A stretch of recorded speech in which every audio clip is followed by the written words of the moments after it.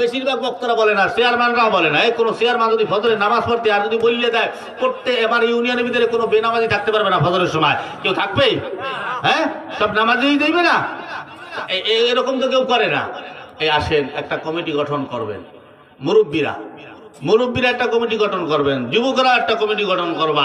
এলাকার ইমাম সাহেব আছে না, একজন ইমাম সাহেব কয়টা বেতন দেন মিয়া? এই ইমাম সাহেবকে গিয়ে ধরবেন, হুজুর আপনার কিন্তু এমনি রাখি নাই, নামাজ পড়াবেন, আমাকেও সময় দেবেন, প্রতি সপ্তাহে একদিন আমাদেরকে সময় দেবেন। এই 7 দিনের ভিতরে একদিন 1 ঘন্টা। বলেন সপ্তাহে কয় দিন? একদিন। কয় ঘন্টা? 1 ঘন্টা। এরা কি যায় কই? ও চাচা চলে যাইতে আছেন?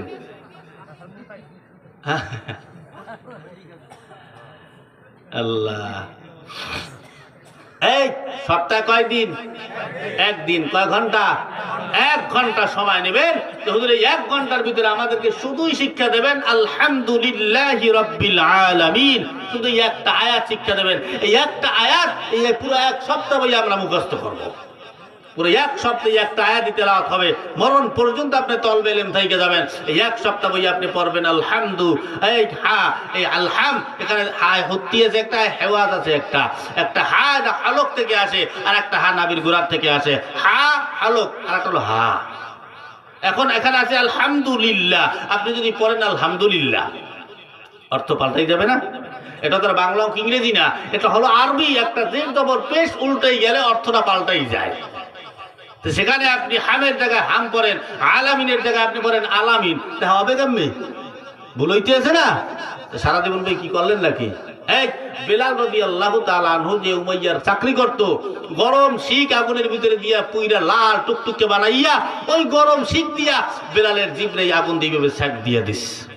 বেলাল যেদিন মুয়াজ্জিনের চাকরি লয় ওই দিন থেকে বেলাল আজান দেয় ঠিক, কিন্তু বেলালের মুখ দিয়া শিন উচ্চারণ হয় না, সিন উচ্চারণ হইতো।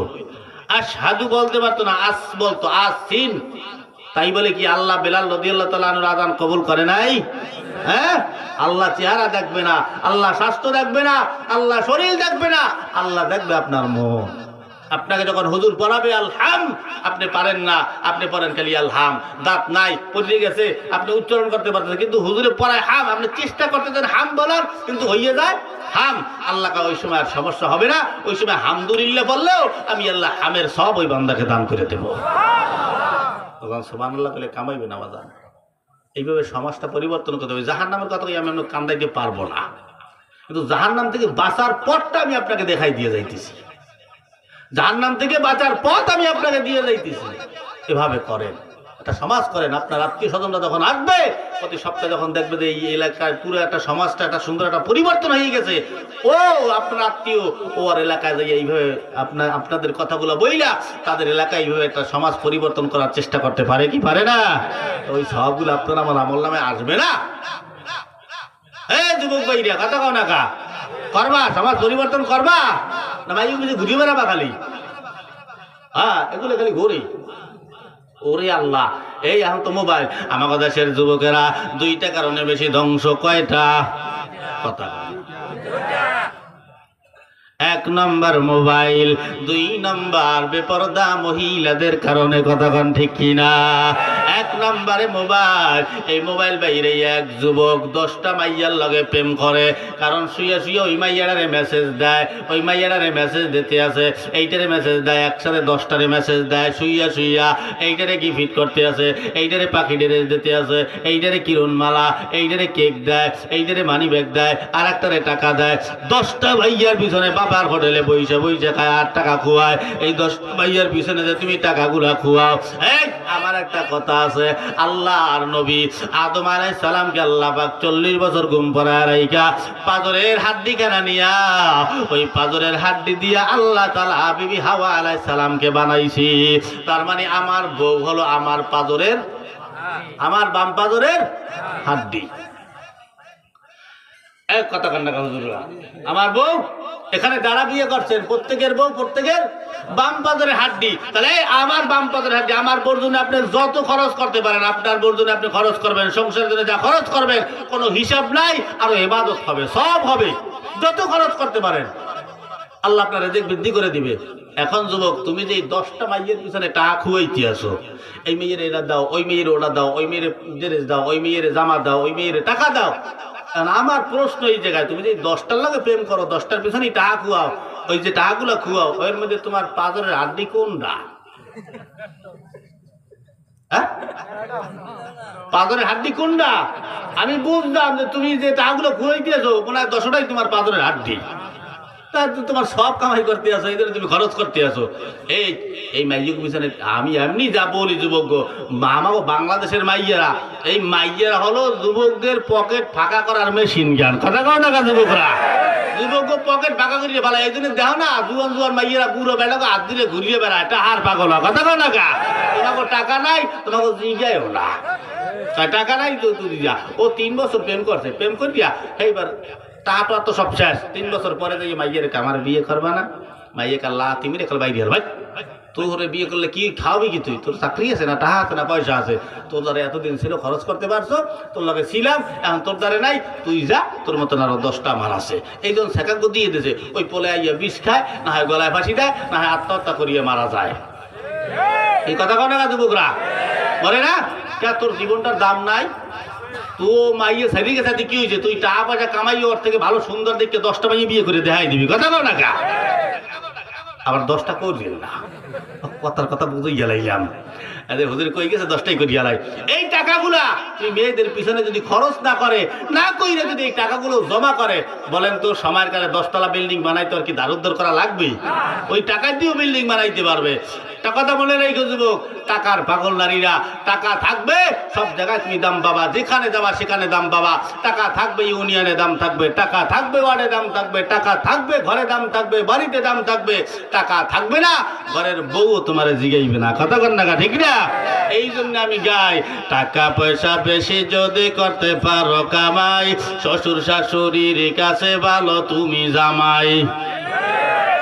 আপনাকে বুঝাইতে নি আমি, তা ঠিক কান ধরে কন। টাকা পয়সা কামাই করে শুধু দিয়ে যাই, শালা শালির কাছে তুমি ভালো দুলাভাই।